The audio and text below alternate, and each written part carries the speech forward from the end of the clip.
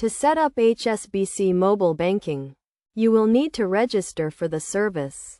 Start by downloading the Hsbc mobile banking app from the App Store on your device. Once the app is installed, open it and select the option to register for mobile banking.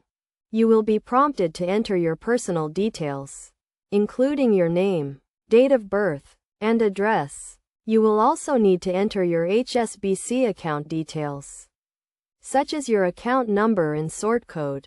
If you have a debit or credit card with Hsbc, you can also use the card details to register.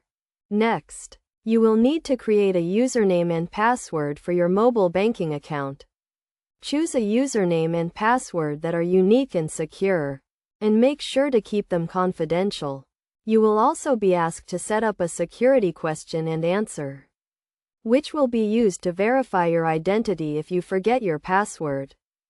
After you have entered all the required information, you will receive a verification code by text message or email. Enter this code into the app to complete the registration process. Once you have registered, you can log in to the app using your username and password. To log in, open the app and enter your username and password. You will then be taken to the mobile banking dashboard, where you can view your account balances, transfer money, pay bills, and access other banking services.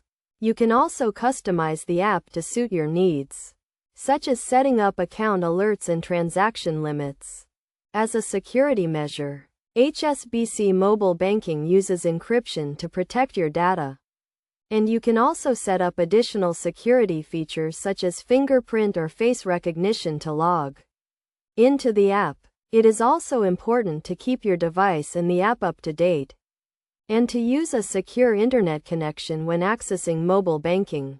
By following these steps, you can easily set up Hsbc mobile banking and start managing your accounts on the go.